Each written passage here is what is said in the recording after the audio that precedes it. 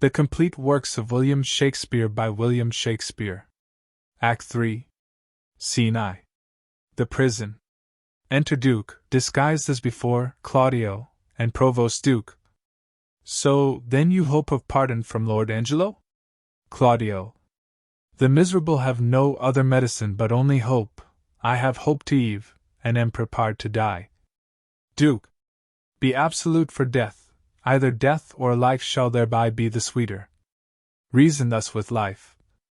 If I do lose thee, I do lose a thing that none but fools would keep. A breath thou art, servile to all the sky influences, that dost this habitation where thou keep'st hourly afflict. Merely thou art death's fool, for him thou labour'st by thy flight to shun, and yet run'st toward him still.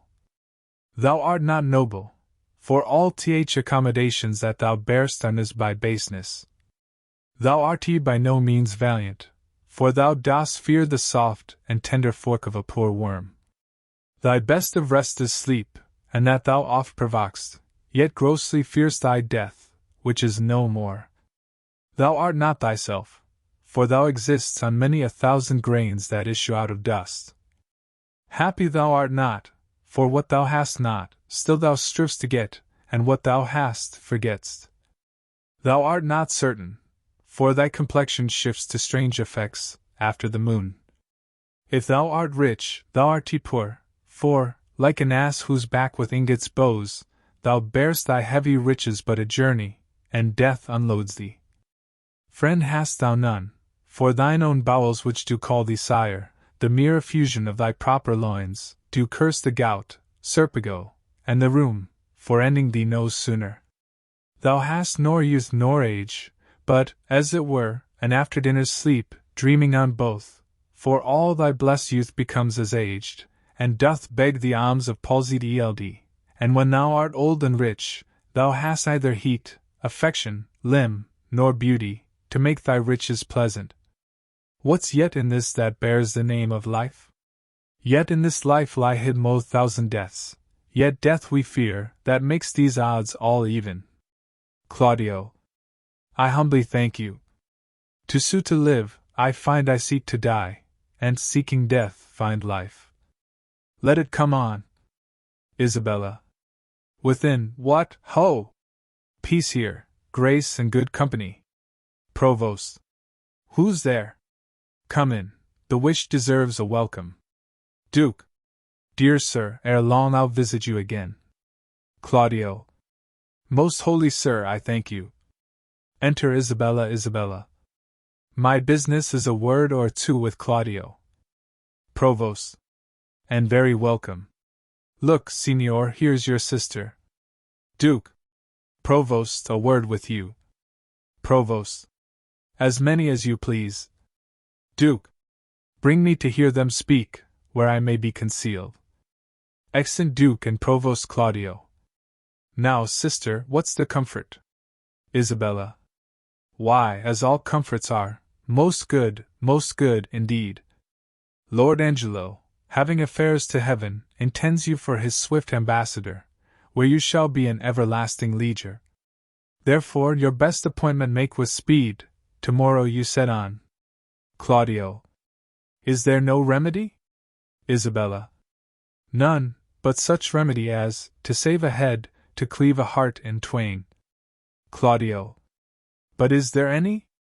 Isabella. Yes, brother, you may live. There is a devilish mercy in the judge, if you'll implore it, that will free your life, but fetter you till death. Claudio. Perpetual durance? Isabella. Aye, just, perpetual durance, a restraint, though all the world's vastity you had, to a determined scope. Claudio. But in what nature? Isabella. In such a one as, you consenting to, would bark your honor from that trunk you bear, and leave you naked. Claudio. Let me know the point. Isabella. Oh, I do fear thee, Claudio, and I quake, lest thou a feverous life shouldst entertain, and 6 or 7 winters more respect than a perpetual honor. Darest thou die? The sense of death is most in apprehension, and the poor beetle that we tread upon in corporal sufferance finds a pang as great as when a giant dies. Claudio. Why give you me this shame? Think you I can a resolution fetch from flowery tenderness?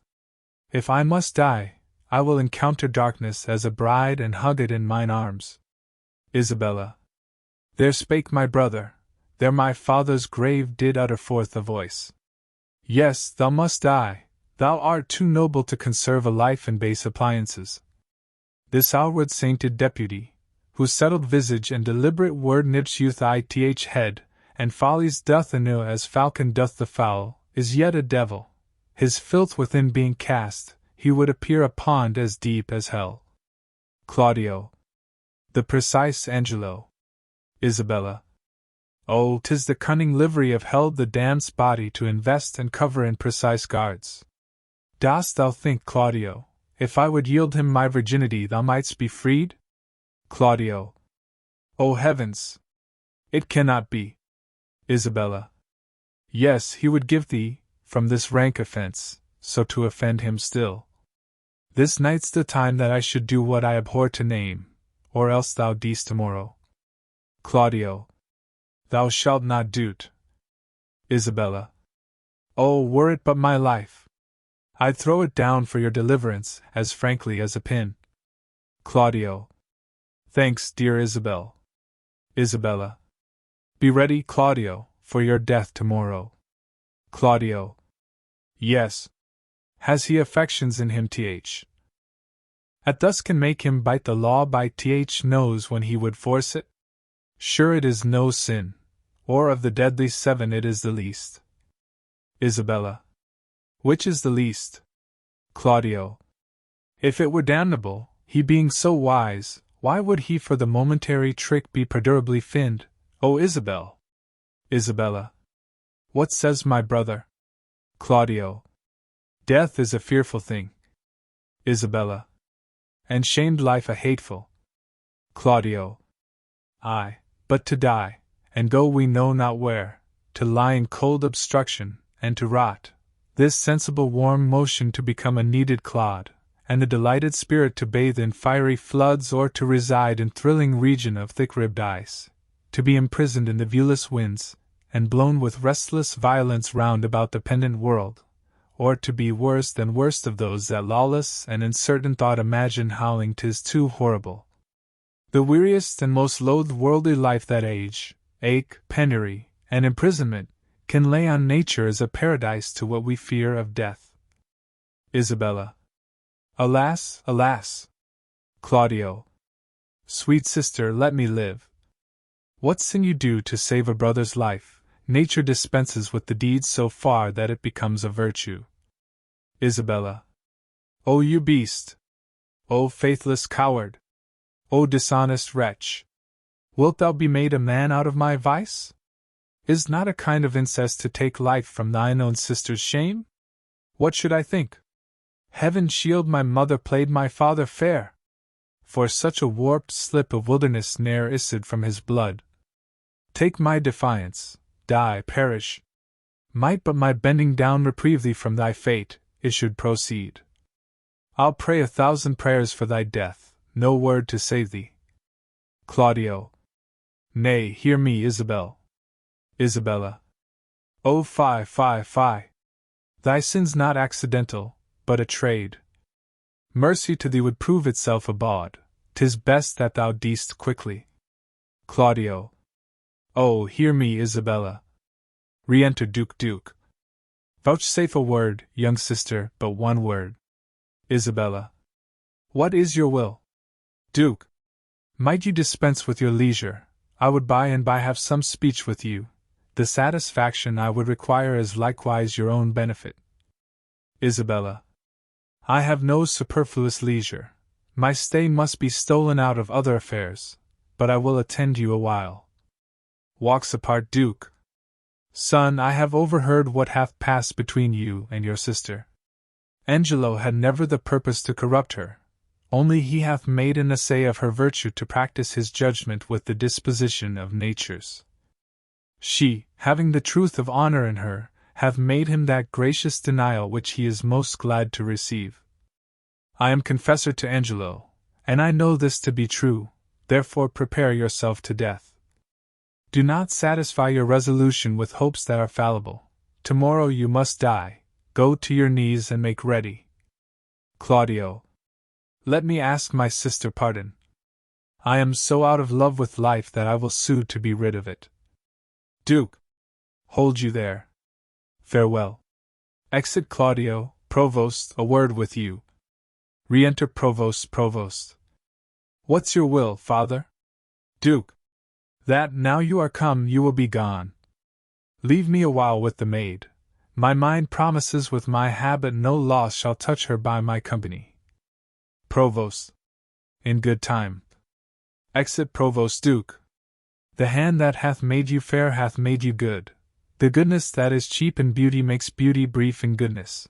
But grace, being the soul of your complexion, shall keep the body of it ever fair.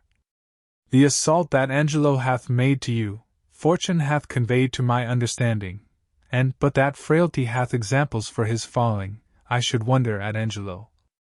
How will you do to content this substitute, and to save your brother? Isabella. I am now going to resolve him. I had rather my brother die by the law than my son should be unlawfully born. But oh, how much is the good Duke deceived in Angelo! If ever he return, and I can speak to him, I will open my lips in vain, or discover his government. Duke. That shall not be much amiss, yet, as the matter now stands, he will avoid your accusation, he made trial of you only. Therefore fasten your ear on my advisings, to the love I have in doing good a remedy presents itself. I do make myself believe that you may most uprighteously do a poor wronged lady a merited benefit. Redeem your brother from the angry law. Do no stain to your own gracious person, and much please the absent Duke, if peradventure he shall ever return to have hearing of this business. Isabella. Let me hear you speak farther. I have spirit to do anything that appears not foul in the truth of my spirit. Duke. Virtue is bold, and goodness never fearful. Have you not heard speak of Mariana, the sister of Frederick, the great soldier who miscarried at sea? Isabella. I have heard of the lady, and good words went with her name. Duke. She should this Angelo have married, was affianced to her by oath, and the nuptial appointed, between which time of the contract and limit of the solemnity her brother Frederick was wrecked at sea, having in that perished vessel the dowry of his sister. But mark how vilely this befell to the poor gentlewoman. There she lost a noble and renowned brother, in his love toward her ever most kind and natural, with him the portion and sinew of her fortune, her marriage dowry, with both, her competent husband, this well-seeming Angelo. Isabella. Can this be so? Did Angelo so leave her? Duke. Left her in her tears, and dried not one of them with his comfort, swallowed his vows whole, pretending in her discoveries of dishonor, in few, bestowed her on her own lamentation, which she yet wears for his sake, and he, a marble to her tears, is washed with them, but relents not. Isabella. What a merit were it in death to take this poor maid from the world! What corruption in this life that it will let this man live! But how out of this can she avail? Duke. It is a rupture that you may easily heal, and the cure of it not only saves your brother, but keeps you from dishonor in doing it. Isabella. Show me how, good father. Duke. This forenamed maid hath yet in her the continuance of her first affection. His unjust unkindness, that in all reason should have quenched her love, hath, like an impediment in the current, made it more violent and unruly. Go you to Angelo, answer his requiring with a plausible obedience, agree with his demands to the point.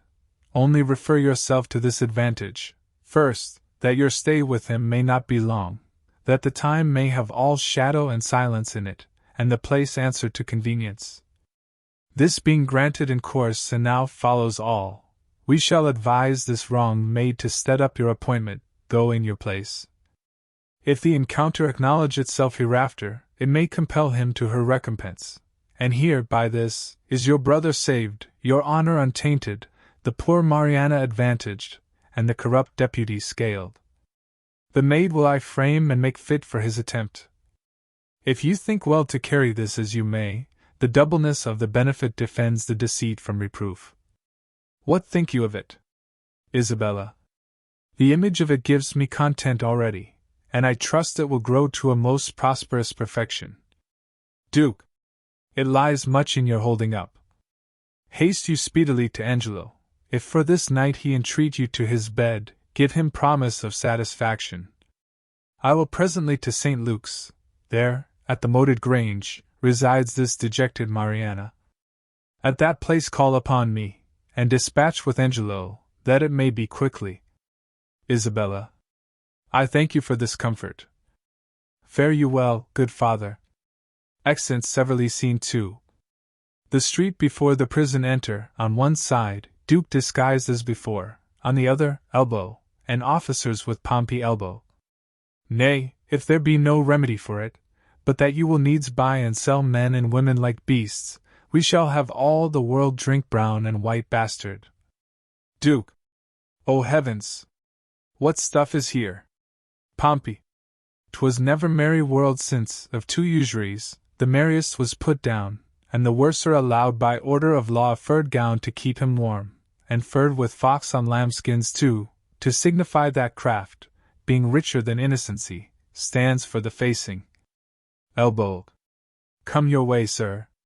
Bless you, good father friar. Duke. And you, good brother father. What offence hath this man made you, sir? Elbow. Marry, sir, he hath offended the law, and, sir, we take him to be a thief too, sir, for we have found upon him, sir, a strange picklock, which we have sent to the deputy. Duke. Fie, sirrah, a bawd, a wicked bawd. The evil that thou causest to be done, that is thy means to live. Do thou but think what 'tis to cram a maw or clothe a back from such a filthy vice. Say to thyself, from their abominable and beastly touches I drink, I eat, array myself, and live. Canst thou believe thy living is a life, so stinkingly depending? Go mend, go mend. Pompey. Indeed, it does stink in some sort, sir, but yet, sir, I would prove Duke. Nay, if the devil have given thee proofs for sin, thou wilt prove his. Take him to prison, officer. Correction and instruction must both work ere this rude beast will profit. Elbow. He must before the deputy, sir. He has given him warning. The deputy cannot abide a whoremaster. If he be a whoremonger, and comes before him, he were as good go a mile on his errand. Duke. That we were all, as some would seem to be, from our faults, as his faults from seeming free. Elbow. His neck will come to your waist accord, sir. Enter Lucio Pompey. I spy comfort, I cry bail. Here's a gentleman, and a friend of mine. Lucio. How now, noble Pompey? What, at the wheels of Caesar? Art thou led in triumph? What, is there none of Pygmalion's images, newly made woman, to be had now for putting the hand in the pocket and extracting it clutched? What reply, ha? What say'st thou to this tune, matter and method? Is not drowned ith last reign, ha? What say'st thou, Trot? Is the world as it was, man? Which is the way? Is it sad and few words? Or how? The trick of it? Duke. Still thus, and thus, still worse. Lucio. How doth my ar morsel, thy mistress? Procures she still, ha? Pompey. Troth, sir, she hath eaten up all her beef, and she is herself in the tub. Lucio.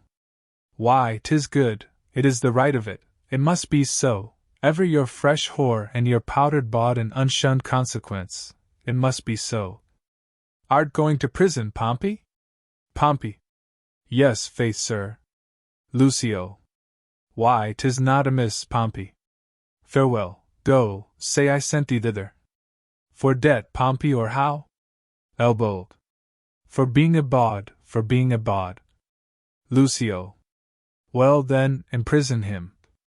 If imprisonment be the due of a bawd, why, 'tis his right.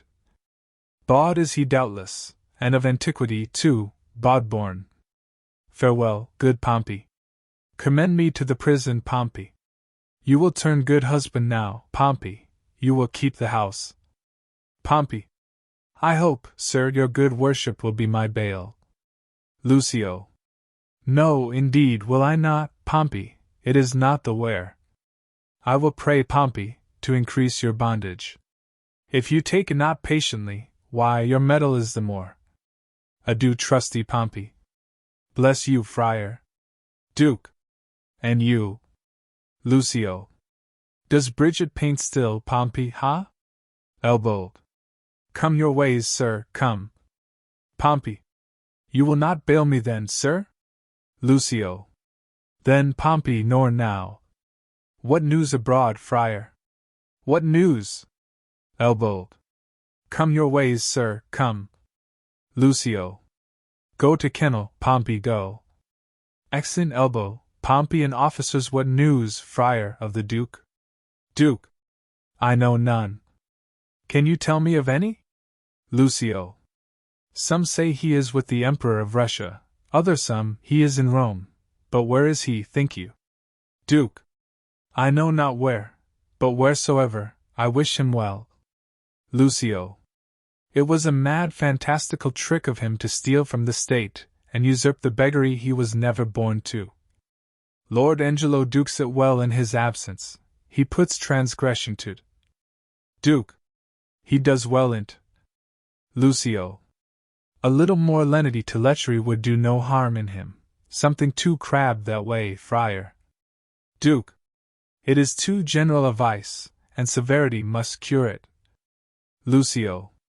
Yes, in good sooth, the vice is of a great kindred, it is well allied, but it is impossible to extirpate quite, friar, till eating and drinking be put down. They say this Angelo was not made by man and woman after this downright way of creation. Is it true, think you? Duke. How should he be made, then? Lucio. Some report a sea maid spawned him, some, that he was begot between two stockfishes. But it is certain that when he makes water his urine is congealed ice, that I know to be true. And he is a motion generative, that's infallible. Duke. You are pleasant, sir, and speak apace. Lucio. Why, what a ruthless thing is this in him, for the rebellion of a codpiece to take away the life of a man. Would the Duke that is absent have done this? Ere he would have hanged a man for the getting 100 bastards, he would have paid for the nursing 1,000. He had some feeling of the sport, he knew the service, and that instructed him to mercy. Duke. I never heard the absent Duke much detected for women, he was not inclined that way. Lucio. Oh, sir, you are deceived. Duke. 'Tis not possible. Lucio. Who, not the Duke? Yes, your beggar of 50, and his use was to put a ducat in her clack-dish. The Duke had crotchets in him. He would be drunk too, that let me inform you. Duke. You do him wrong, surely. Lucio. Sir, I was an inward of his. A shy fellow was the Duke, and I believe I know the cause of his withdrawing. Duke. What, I prithee, might be the cause? Lucio. No, pardon, 'tis a secret must be locked within the teeth and the lips. But this I can let you understand, the greater file of the subject held the Duke to be wise. Duke. Wise. Why, no question but he was. Lucio. A very superficial, ignorant, unweighing fellow. Duke. Either this is envy in you, folly, or mistaking, the very stream of his life, and the business he hath helmed, must, upon a warranted need, give him a better proclamation. Let him be but testimonied in his own bringings forth, and he shall appear to the envious a scholar, a statesman, and a soldier. Therefore you speak unskilfully, or, if your knowledge be more, it is much dark Ned in your malice. Lucio. Sir, I know him, and I love him. Duke. Love talks with better knowledge, and knowledge with dearer love. Lucio. Come, sir, I know what I know. Duke. I can hardly believe that, since you know not what you speak. But if ever the Duke return, as our prayers are he may, let me desire you to make your answer before him. If it be honest you have spoke, you have courage to maintain it, I am bound to call upon you, and I pray you your name? Lucio. Sir, my name is Lucio, well known to the Duke. Duke. He shall know you better, sir, if I may live to report you. Lucio. I fear you not. Duke. Oh, you hope the Duke will return no more, or you imagine me too unhurtful and opposite. But indeed I can do you little harm, you'll forswear this again. Lucio. I'll be hanged first. Thou art deceived in me, friar. But no more of this. Canst thou tell if Claudio die tomorrow or no?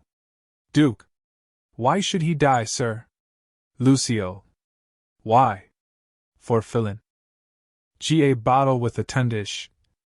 I would the Duke we talk of were returned again. This ungendered agent will unpeople the province with continency. Sparrows must not build in his house eaves because they are lecherous. The Duke yet would have dark deeds darkly answered. He would never bring them to light. Would he were returned! Marry, this Claudio is condemned for untrussing. Farewell, good friar, I prithee pray for me. The Duke, I say to thee again, would eat mutton on Fridays. He's not past it yet, and I say to thee, he would mouth with a beggar though she smell brown bread and garlic. Say that I said so. Farewell. Exit Duke. No might nor greatness and mortality can censure scape. Back-wounding calumny the whitest virtue strikes. What king so strong can tie the gall up in the slanderous tongue? But who comes here? Enter Aeschylus, provost, and officers with mistress overdone Aeschylus. Go away with her to prison. Mrs. Overdone. Good my lord, be good to me, your honor is accounted a merciful man, good my lord. Aeschylus. Double and treble admonition, and still forfeit in the same kind. This would make mercy swear and play the tyrant. Provost. A bawd of 11 years' continuance, may it please your honor. Mrs. Overdone. My lord, this is one Lucio's information against me. Mistress Kate Keep Down was with child by him in the Duke's time. He promised her marriage. His child is 1.25 years old come Philip and Jacob. I have kept it myself, and see how he goes about to abuse me. Aeschylus. That fellow is a fellow of much license. Let him be called before us. Away with her to prison. Go to, no more words. Excellent officers with mistress overdone, provost, my brother Angelo will not be altered, Claudio must die tomorrow. Let him be furnished with divines, and have all charitable preparation. If my brother wrought by my pity, it should not be so with him. Provost. So please you, this friar hath been with him, and advised him for entertainment of death. Aeschylus. Good even, good father. Duke. Bliss and goodness on you. Aeschylus. Of whence are you? Duke. Not of this country, though my chance is now to use it for my time. I am a brother of gracious order, late come from the sea in special business from his holiness. Aeschylus. What news abroad world? Duke. None, but that there is so great a fever on goodness that the dissolution of it must cure it. Novelty is only in request, and as it is, as dangerous to be aged in any kind of course as it is virtuous to be constant in any undertaking. There is scarce truth enough alive to make societies secure, but security enough to make fellowships accursed. Much upon this riddle runs the wisdom of the world.